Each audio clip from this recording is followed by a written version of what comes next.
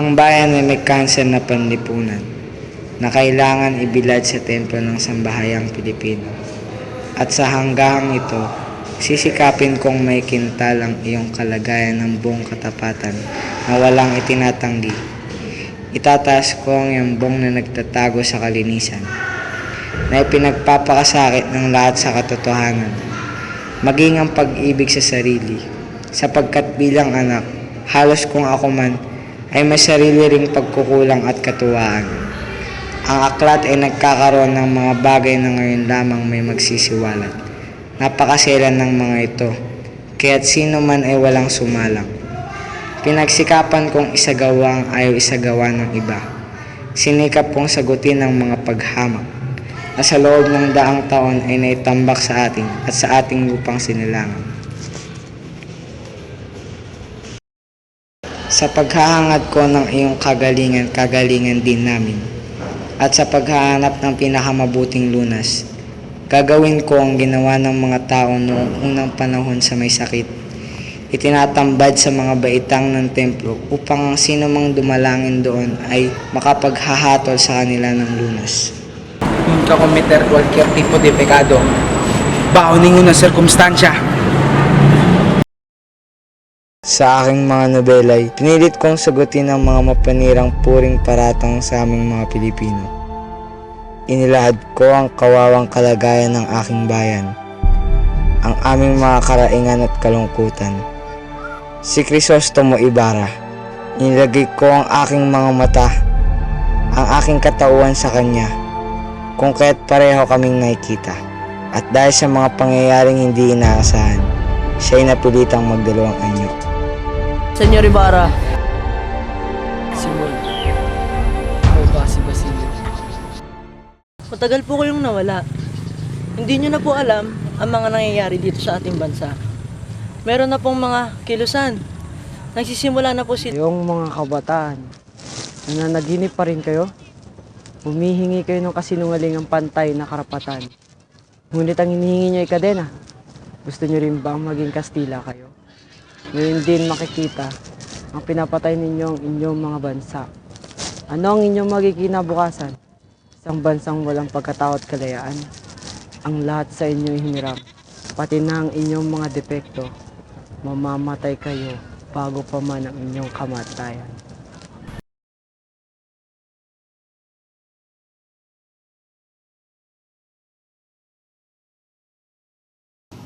Mga paamang na mga praile at sa aking opisyales, silang nag-aari sa ating bayan.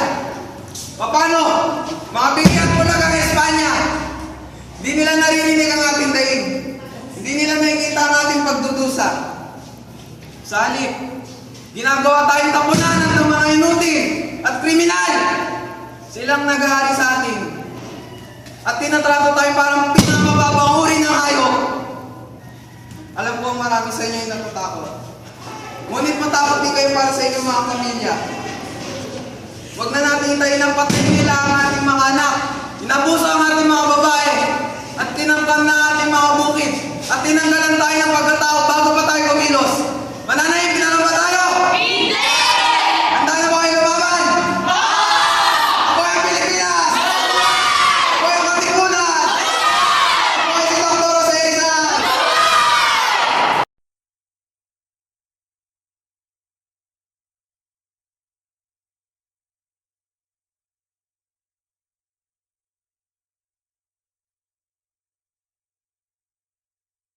Nuestras fuerzas coanzon la provincia de Bulacanes. Afuera nuestro objetivo es aplastar la rebelión antes. Blanco. Yung ilerang rebellion, se trata de una revolución completo suplado, Pero sa amnesia, que los liberales nunca sabes lo que es Estados haciendo. estamos haciendo todo lo posible, Debe eliminar Rizal, mientras había tiempo. pero no hay ninguna evidencia de que Rizal responsable aumento de hasta Haz lo que yo digo o sufrir las consecuencias.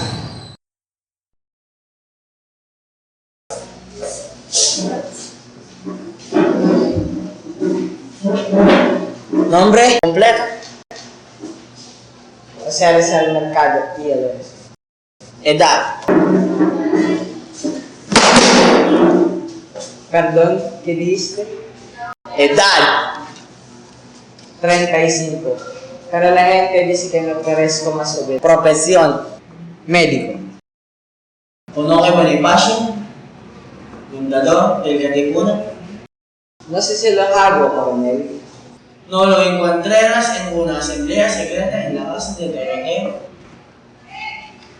Doroteo Conjunto. No fue una reunión secreta, coronel. De lo contrario, ¿cómo es que sabe al respecto? Nadie puede guardar sector de España. ¿Qué quieres que te diga? ¿Mentiras? Señor, deje mi familia en paz. No sabemos nada sobre esto. Si usted no sabe Bonifacio, entonces ¿por qué el Katipunan utilizar su nombre en su fotografía? No sé. Mi madre piensa que mi nombre está siendo utilizado para solicitar donaciones, coronel. Te aseguro que no sé nada sobre esto. ¿Eres traidor autorizado? Coronel, Me pregunto si usted es un traidor como el padre Burgos. Resuelve usted dedicación contra novelas a él.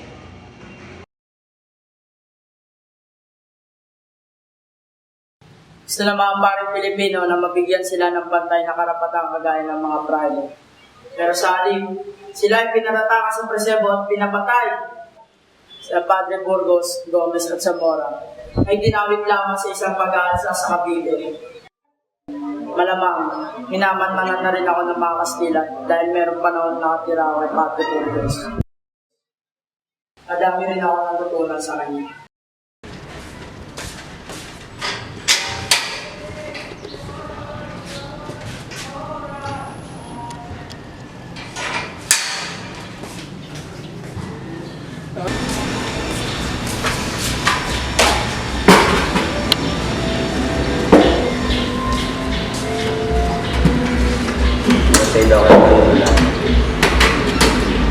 sana.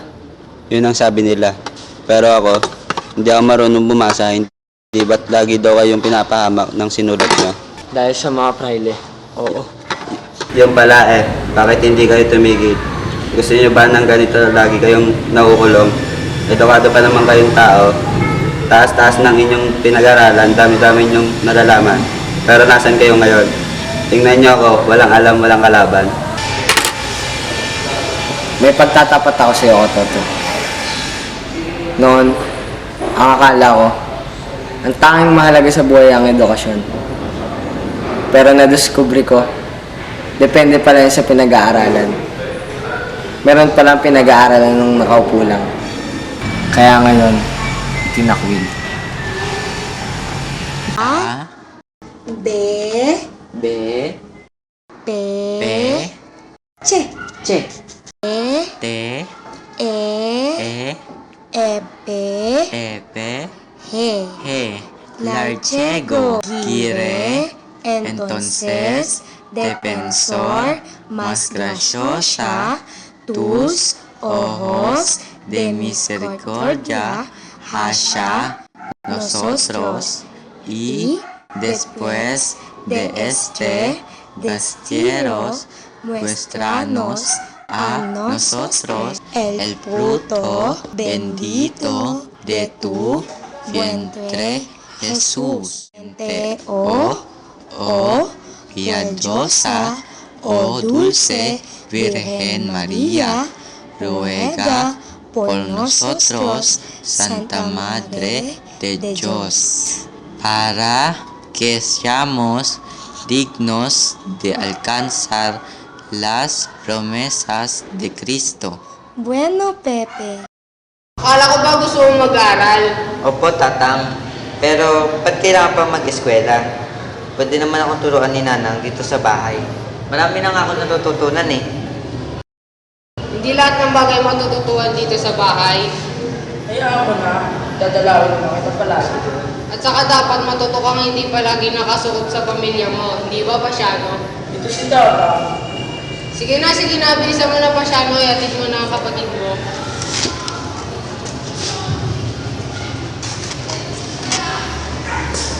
Si un niño es bueno y obediente, se le amaba y le acarició. Pepe, may alam ka ba sa salitang Kastila? Un poco, senyor. E sa wikang Latin? Un poco, senyor. Tonto, ikaw un poco dahil napakaliit mo. Pepe! Pepe! Kaya siguro walang laman yung utak mo kundi unpok. Akin ang kamay mo. Bakit po? Para bumuon sa utak mo, matagal mo na dapat alam. Aray! Ngayon makakalimutan mo ng salitang unpoko. Pepe, masakit ba ang palo sa kamay? Pepe, kahit anong gawin mo, bobo ka pa rin. Bobo. Aba, lalaban ka. Akala mo makakalabang ka. Siguro hindi ka pinapakain ng nanay mo, no? Siguro alit ng tatay mo.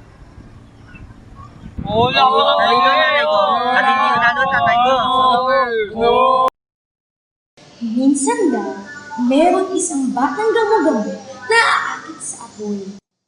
Maski anong paalala ng kanyang ina na huwag lalapit sa apoy, lapit din siya ng gustong-gusto niya ang liwanag ng apoy. Kaya sinuwi niya ang piling ng kanyang ina. Kaya lumipad siya ng lumipad sa palibot ng apoy.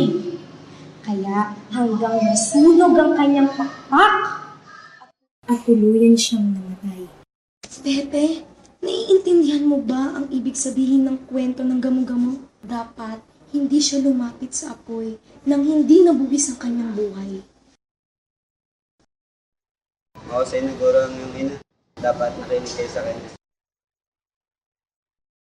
Simula ngayon, hindi mo na maaaring gamitin ang apelido ng merkado.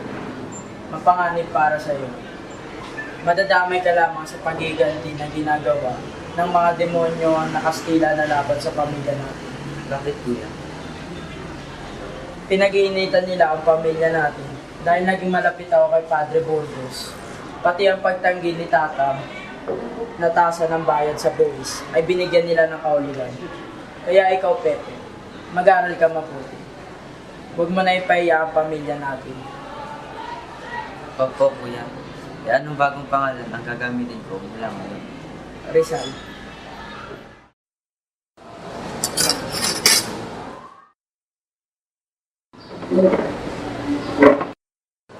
Maski nabuntis pa lamang sa akin ng nanay, sabi niya, habang nangungumpisal siya, narinig na nila ako umiyak. Nasa tiyan pa lang ako ng nanay, gusto ko na makalabas. Nagmamadali na lang ako makita ang mundo. Hindi niyo mapigilan ang sarili niyo. Kailangan matutunan niyo ang lahat. Kailangan makita ko ang lahat. Ay nako, Pepe. Marami nang nararamdaman sa mata ang nanang. Ayaw niya lang magpa-opera, kundi lang ikaw. Sabi ko na nga ba, sa kabila ng pagtuto niya, nanang, alam kong gusto niya rin ako makapagtapos. Hayaan niyo. Katulad na yung pinangako ko, ibabalik ko ang iyong paningin. Kung kasamaan at kalungkutan lamang ang makikita ko, mas mabuting mabulag na lamang ako.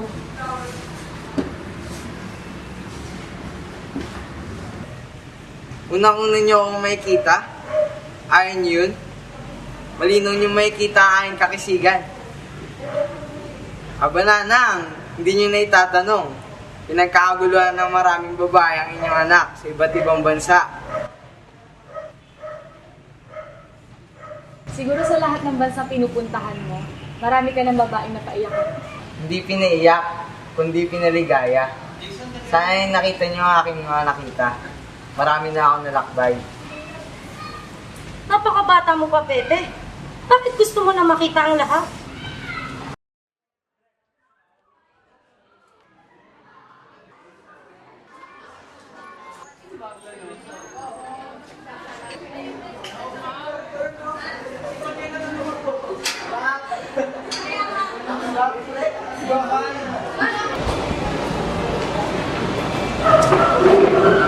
Luis Gabriel de Morales to our body. De nada, pagtabot ko niya siya. Así que mi vida está en tus manos. Uunahan na kita. Kakaunti pa lang ang nalalaman ko sa batas. Huwag kang mag-alala. O konti na lang ang natitirang pagtitiwala ko sa batas. Pinagpili nila ako sa maraming pangalan. Pangalan mo ang pinili ko. Bakit? Pamilyar. Kapatid ko si Jose Tabiel. Ah! Si Ducayo, ang aking dating gwardya. Kung gayon nga, nasa mabuti akong kamay. Kamusta na siya? Marami siyang nakakwento tungkol sa iyo. Sana'y puro magaganda. Marami akong hindi pinaniwalaan. Gaya ng, Hindi mahalaga ang opinion ko tungkol sa iyo. Ang isipin mo yung opinion ng ibang tao. na ano, Na kayo ay isang erehe, filibustero, subversibo at walang utang na loob. walang utang na loob. Kanino? Sa Espanya na pinagkakautangan mo na lahat, pati na ng iyong edukasyon. Sa kanya mo rin ba natutunan ng iyong kapasyon? Kaso mo ang pinag-uusapan natin dito. Kung sa bagay, tama ka. Totoo. Marami akong natutunan sa kanyang mga universidad. Lalo na dito sa mga universidad sa Pilipinas na pinatatakbo ng kanyang mga praile. Natutunan kong hindi lahat ng tao ay pantay-pantay. Noon pa man ay mahilig ka ng bumangga sa pader. Lalo na kung ang pader ay hindi nagsasabi ng katotohanan. Kinalaban mo ang iglesia, ang mga praile, sila ang nagsalita at nag-utos ng batas dito sa Pilipinas. Isa akong manunulat. Kalaban ko ang lahat, pati ang sarili ko. Pero sa pagsusulat mo, ang ipinakita mo lamang ay ang panig ninyong mga Pilipino. O paano naman ang panig ng mga praile, ng mga Kastila? Ay di magsulat din sila kung gusto nilang marinig ang panig nila. Hindi ba responsibilidad ng isang manunulat ang isulat ang katotohanan kanino man ito panig? Por eso ang ginawa mo ay hindi arte kung hindi propaganda. Ayon sa Komisyon de Pensura, ang kinakalaban ng iyong nobela ay ang gobyerno, ang relihiyon, ang mga Kastilang kawani ng katarungan at ang karangalan ng Espanya. Napakarami ko namang kinalaban. Kaya minabuti nilang ipagbawal ang pagbenta ng mga libro mo sa buong Pilipinas. Lahat ng bagay na isinulat ko ay nakaugat sa katotohanan. Sa mga bagay na naisulat ko ay matatagpuan ng mga Pilipino ang kanilang mga sarili. Ang kanilang kasaysayan sa lumipas sa 10 taon.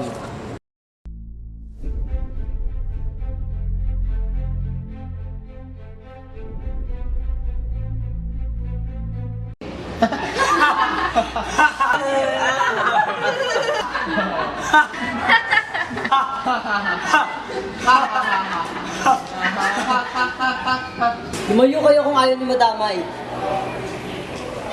Ang panig ito'y malugod at tinanggap ng aking ama sa kanyang tirang. Pinakain at itinuring na kaibigan. Ano ang iginanti nito? Siniraan nito ang aking ama. Ginamit nito ang lahat ng kapangyarihan upang siya'y makulong. Di nagtagal, siya'y namatay sa kulungan. Hindi pa ito nakontento sa ganun. Pinahukay pa nito ang bangkay ng aking ama sa sementeryo at pinatapon sa ilog. Sino ba namang anak hindi magagalit? Ganito ba magmahal ang simbaan? Ang dapat sa'yo mamatay. Crisostomo! Wag! Maawa ka!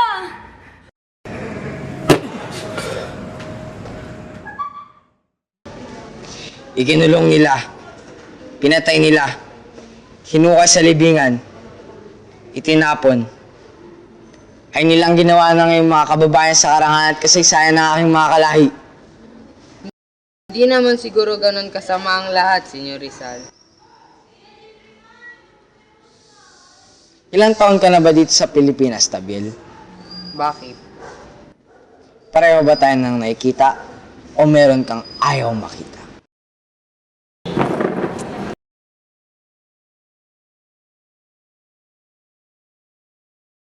Anong nagbibigay sa'yo ng karapatang magsulat ng mga sinusulat mo? Naranasan ko ng lahat, Tabiel. Nawalan na ako ng asawa at anak, ng pamilya, pati na ng karangalan at kalayaan. Itinapon nila ako, niloko nila ako, pinagtaksi Kaya nila. ang pakiramdam mo superior ka dahil nagdaan ka na sa hirap. Ang iniingi lang namin ay pagkakapantay-pantay.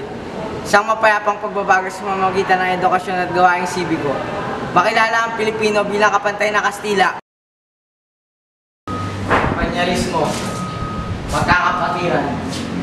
Ito ang mga prinsipyong mag-uugnay sa ating lahat. Hindi kayo mag-isanay na malaking gulong ginagawa natin. Bakit? Iisipin ng mga estudyante kasi sila na kinakalaban sila. Tama! Hindi! Kaibigan ang ating pamamaraan. Tama si Rizal. Magsisimula tayo sa loob ng ating mga sarili. Sa pamamagitan ng ating pagdadamayan. Chongo! Bakit si Stupidos? Tonto! Pabayaan mo sila. Tonto Rizal!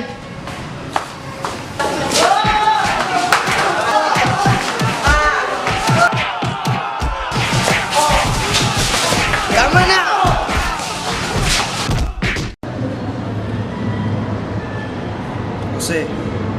Jose,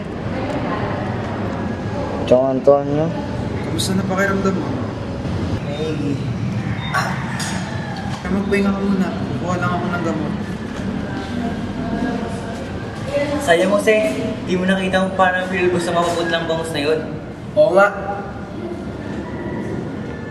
O siya, tama na muna yan. Pabayaan niyo muna magpahinga si Jose.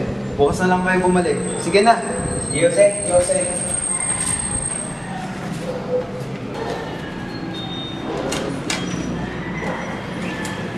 Okay naman po to.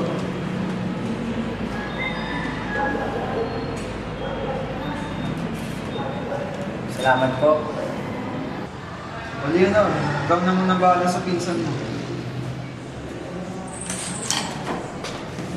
Kamusta ka na? Eto, nabali malapit yung binubuti pa. Ilang linggo pa lang nakaraan, pakaramdam dito ako na nakalipas. Ilang hindi ko lang nakakalipas para tinubuan ka na ng bulak sa Manila. Baka naman sinisinong babae na narinig mo naman matatamis mong salita rin habang wala ko. Ikaw lang at wala ng iba. Baka naman ikaw ang marami nakikilala. Parang akong preso sa dormitory. Sino naman ang makikilala ko doon? Minsan palit na. Baka makita tayo yung tatay. Ano naman ang makikita nila? Kung pinsan na nagpamahalan. Wala naman masama na. Sige ka, pag di mo ako pinalit, baka tuloy na kami gumaling. Hiniisip ka na bang bakit? Ang ilan? Turuan mo na ako. Ikaw ang liwanag at apoy. Bigat pagdalo. Hindi mo isdat ng buti. Hindi mo gabi manina.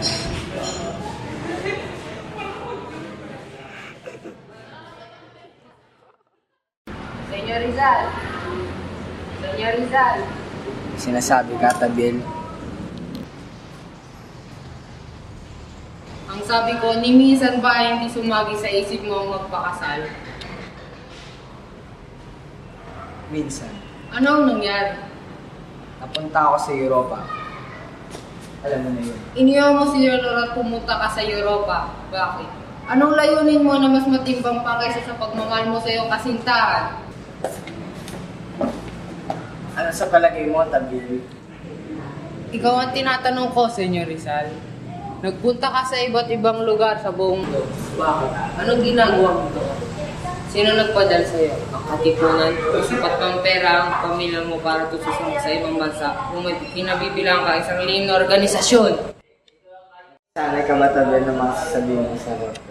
Nasanay lang kita ng mga gagawin nila sa'yo sa Nagkaroon kami ng kasunduan ni Kuya Pasiano na ako ay pupunta sa Espanya para mag-aral ng medisina at para ipamukha sa Espanya ang kanilang baho. Pero kuya, paano sila nanang?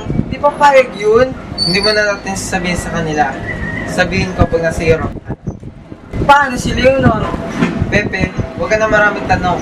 Sarili mo na ba iniisip mo?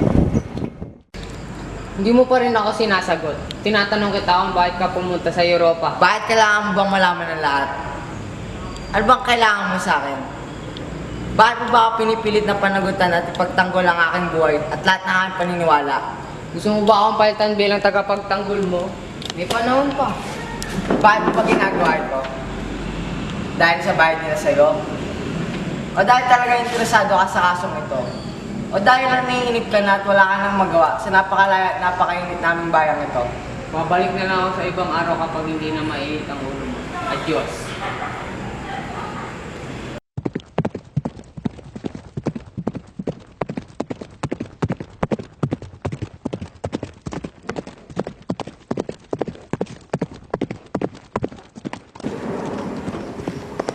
Narito ang iyong pasaporte at ticket.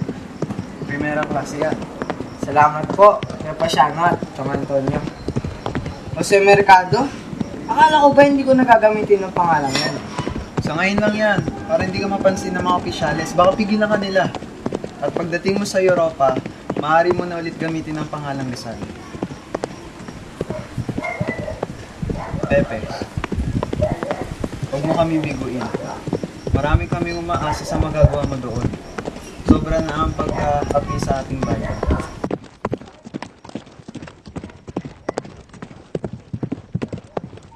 Sisikapin ko po.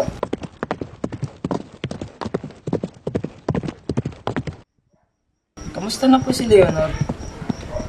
Pinapunta ko doon sa mga pinsan niya. Wala siyang nalalaman sa mga gagawin mo.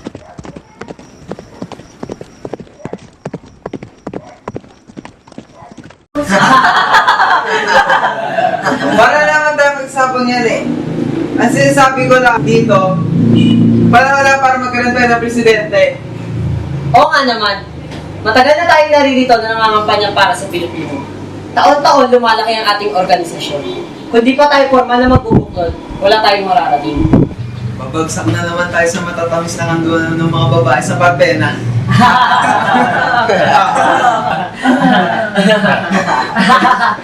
Sandali. Bago tayo mag-alala ng isang pangulo, dapat muna natin linawin ang kapangyarihan niya. Kapangyarihan, maglasing at mambabae. Mauwi naman tayo sa biruan yan eh. Naisip ko lang kahalagahan nila solidaridad sa ating tanggapan. Kung ipapahintulot ng kagalang-galang ng patnubod, kung kayo maghahalay, siya ang dapat sa uling pa siya sa lahat na sulating ilalabas nito. Sa ganong paraan, makasisiguro tayo sa kaisahan ng kilos. Ikinalulungkot ko. Napaka-stupido ko ng mga kusasangayan ako dyan. Depensa paisano. Pero bagamat, totoong naglilingkod ng mga kapakanan ng mga Pilipino. Ang periodiko, dapat ito isang pribadong opensa. Privado? Ang mahalaga ay lagi kaming bukas para sa mga sulating makakatulong sa ating pinaglalaban, di ba? Del Pilar para sa pagkapangulo. Humihingi ako ng paumanhin. Akala ko hindi pribado at pambansa ang mga adhikain ng La Solidaridad.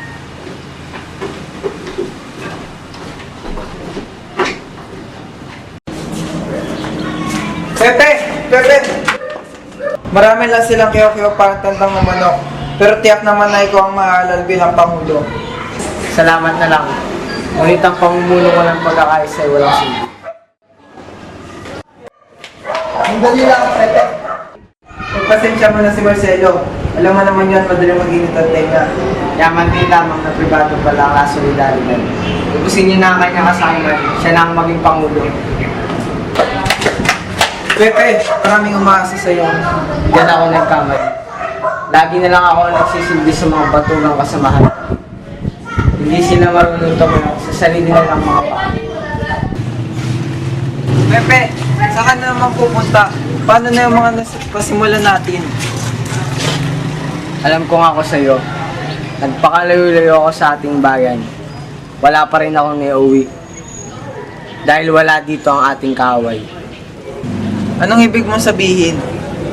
Babalik ako ng Pilipinas. Panganib bang kakaharapin mo doon? Nagbalik ako dito sa Pilipinas mga kasama. Dahil nandito ang larangan na wala sa ibang bansa. Inilalapit ko sa inyo ngayon ang pagbuo ng La Liga Pilipina. Ito ang samahang sa palagay ko'y pinakamabisang kasangkapan para tayo tuluyan lumaya. Sa samahang ito, tayo hindi lamang mga kasapi, kundi mga magkakapatid na nagdadamayan sa anumang hilahil, kilusan at kawalan ng katarungan. At higit sa lahat, layunin natin pasiglahin ng edukasyon, agrikultura at komersyo. Kailangan yan. Ito ang una at pinakamainam na hakbang sa paglayo. Tama. Gawing matatag ang pundasyon ng tao, ng kanyang pamilya, at kapag matatag na tayong lahat, mas matatag na natin may paglalaban ng kalayaan natin lahat. Mabuhay! Mabuhay! Dr. Rizal, Andres Bonifacio po, ang inyong lingkod at tagahanga. Ikinagagala kitang makilala. Ngunit ang La Liga Filipina ay tinuring bilang samahang lumalaban sa Espanya. Nagtanim ng mapangwasak na polyero ang ahente ng mga praile sa aking nilagda. Dahil dito, kababalik ko pa lang ay agad na akong pinadakip at pinatapon sa malayong isla. Sa pagitan ng mga bundok, kapiling ko ang dagat, isang napakalawak na tinta para sa isang manunulat tulad ng mga alon. Lumalapit, lumalayo, kailan may hindi maangkin. Subalit kung iisipin ang dapitan ay isang magandang pagkakataon dahil kay Josephine na dumating dito. Tila tangay-tangay ng hangin, dala ay kalinga at katahimikan. Sa piling niya ang mga bagay na hindi na isulat ay maaaring isabuhay. No. Mientras Rizal vivo, no puede haber paz en estas islas. Rizal está en el exilio en Dapitan. Está demasiado lejos para ser de cualquier daño. Instigue esta revolución. Es su deber para eliminarlo. No me digas cómo hacer mi obligación. Bueno, es mejor que hacer su trabajo o salir de aquí.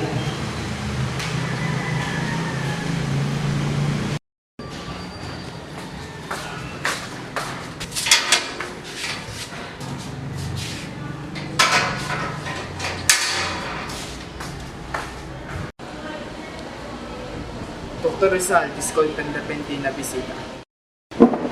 Siendo funcionarios del Gobierno General, oficiales me dan las cosas, pero puede correr.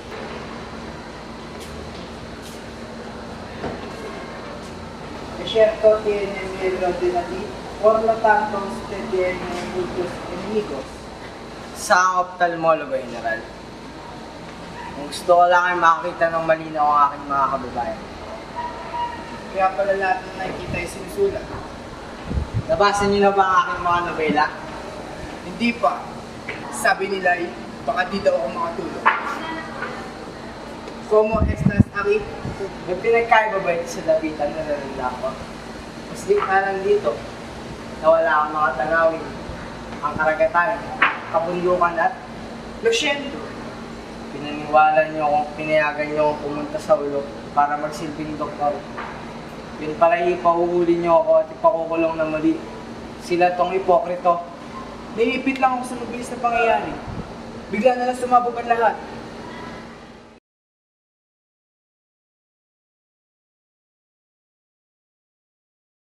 Leonor? Pepe, naway nakatagpo ka na ng tunay na kaligayahan sa iyong mga sulatin. Humahanga ako sa katapangan mo, ngunit nalulungkot din dahil kitang-kita kong talagang magkaiba na tayo at napakalayo sa isa't isa. Ipinagkasundo ako ng aking ina sa isang Ingles. Bagamat hindi ko siya gusto, ay nagsumamong na nang natanggapin ko siya. Matagal ko itong pinag-isipan gaya ng matagal kong paghihintay sa iyo. Paalam, Pepe. Magpapakasal ako, subalit mananatili akong nakagapos sa alaala ng iyong pagmamahal. Ang El Filibusterismo, nabasa ko na rin. Napakadilim na nobela. Lasing ka na, Tabil. Pumasok na ang alak hanggang sa kaluluwa mo. Nilasing ako ng mga nobela mo.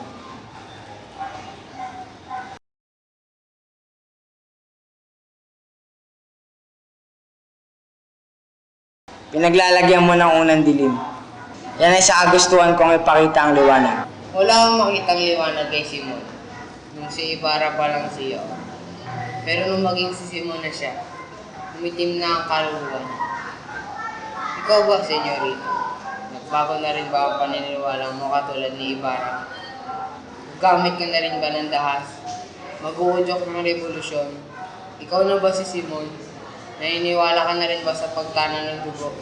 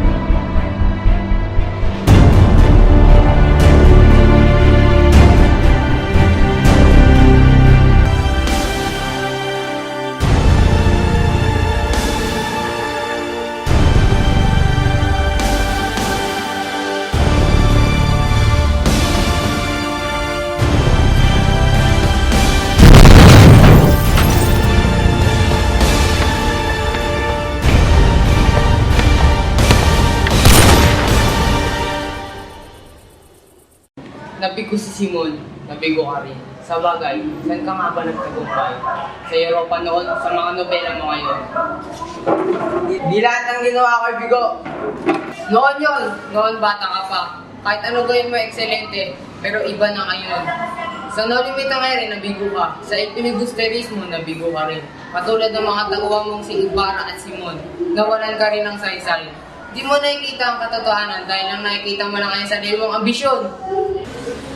Anong gagawin mo? Pag nalaman mo na maski ang nasulat mo, pag kayo namatay na, ay wala ni isang makakaalala. Para mo rin ako sinisistensya ng kamatayan.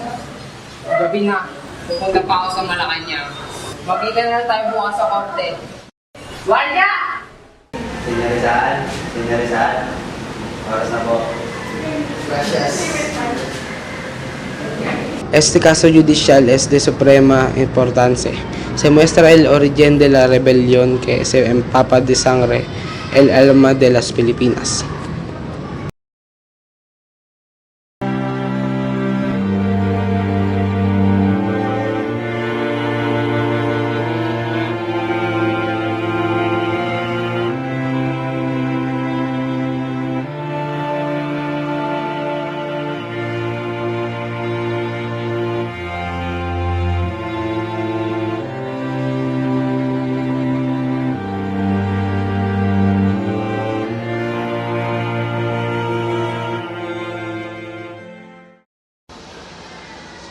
Penderos! Ngayon lang kita narinig magmura. Mahusay ka pala. Di makatarungan na nangyari. Di nila tayo binigyan ng pagkakataon makapagpursige. Binadali nila ang pamiliti. Niloko nila tayo. Ginamit nila tayo. Bakit ba ikaw ang galit na galit? Eh ako itong mamamatay. Buti naman, nakakapagpatawa ka pa. Tabiyon. Ayoko na. Nagbibitiw na ako sa lahat ng tungkulin ko sa ngayon. Uuwi na ako sa Espanya. Yung hiya ako sa inyo. Yung hiya ako sa iyo. Bakit? Dahil isa akong Kastila.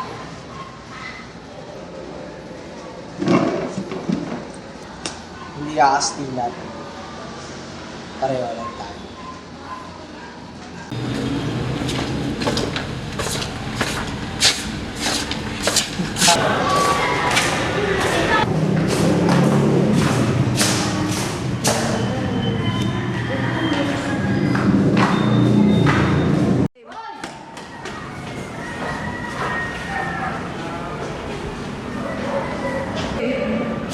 Nanang, ano po?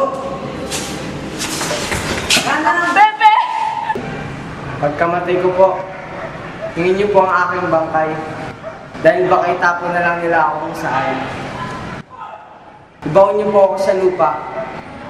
Lagyan niyo po ng isang bato at isang krus. Ilagay niyo po ang aking pangalan. Ang aking araw ng kapanganakan. Ang kamatayan. Yun lang po, Nanang. Wala na pong iba. Kung nanaisin niyo pong lagyan ng bakod ang aming puntod, maaari niyo pong gawin. Wala lamang pong anibersaryo.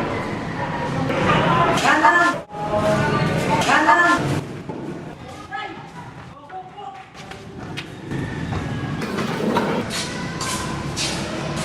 Regalo ito sa akin ng mga tabera. Hiling ko sa mga opisyal, kaya padala ito sa inyo pagkamatay ko. There's something inside.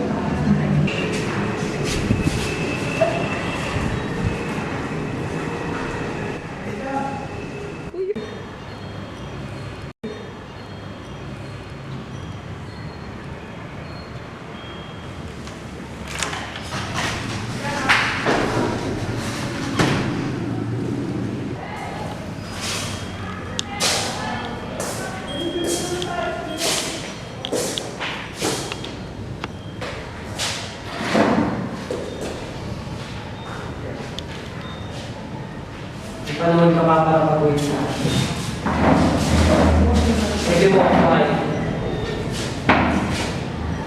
Ano ginagawa mo rito? Kailangan pasabugin mo lang. Kailangan magbukas na ang daan-daan taong pag-ahari at pag-aapin ng pamahalang Kastila. Hindi ka pwedeng magtagumpay.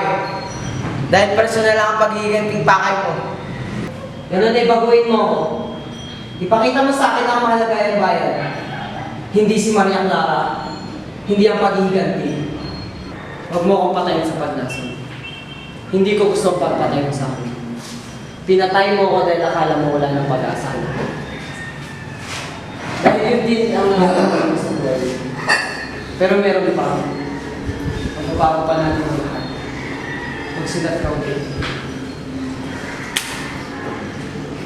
Paano kung hindi na ako mapagsulat? Paano kung wala na akong masabi? Paano kung wala na natira? Inubos na ng dapitan? Paano kung siniraan ng kulungan? Paano kung masabing mapatay din ako? Kung ganito tama kasi, nagkasala, traitor ka. Hindi totoo yan. Wala kang makinisip ko diyan sa'yo. Dapat ka mamatay. Buong buhay ka wala kang ginawa kundi husgahan ako. Pasahin ako. Kinuha niyo na ang lahat. Kung ano-ano ang hiningi ninyo. Pero hindi niyo pa rin makita kung sino ako. Marami na akong binigay. Bakit pati ang buhay ko? Patahimikin niyo na ako para makita ko ng sarili ko.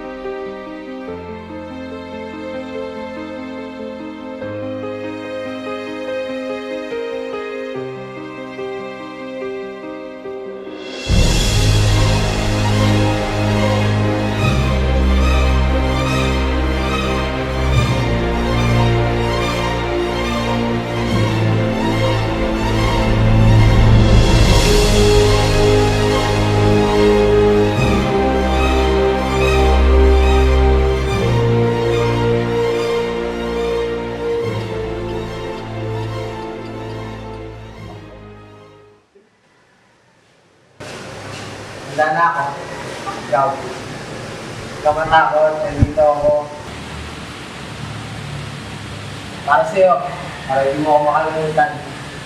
Salamat. Bigay mo na lang sa pamilya mo. Sobra-sobra na ang dadalhin ko mula sa iyo.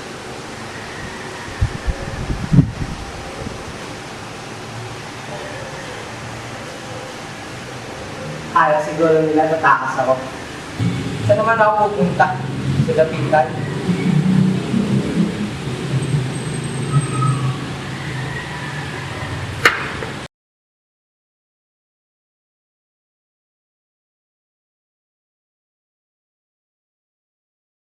Adiós, patria adorada, región de sol querida, perla del mar de oriente, nuestro perdido Eden.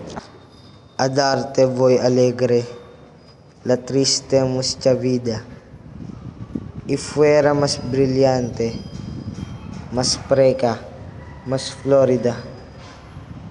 También por ti la leyera por tu bien.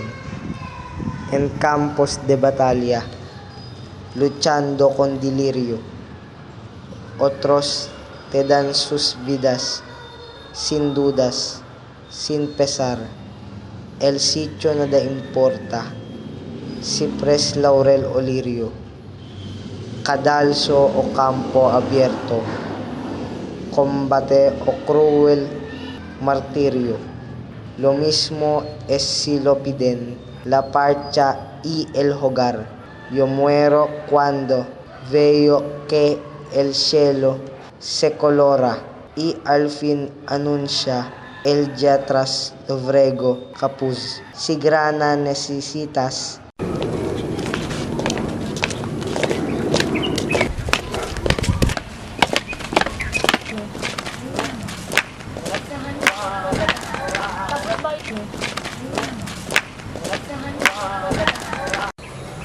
Un último favor, dispárame de frente. Imposible. Al menos no me dispare de la cabeza.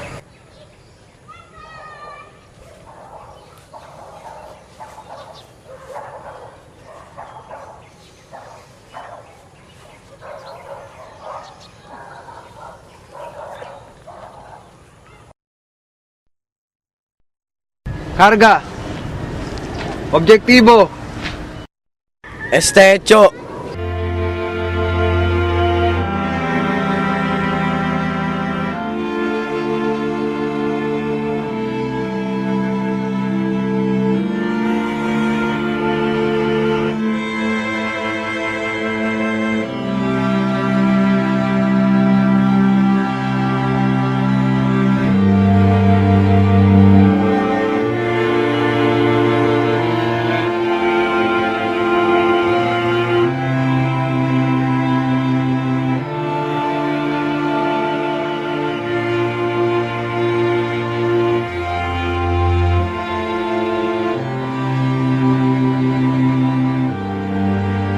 Fuego!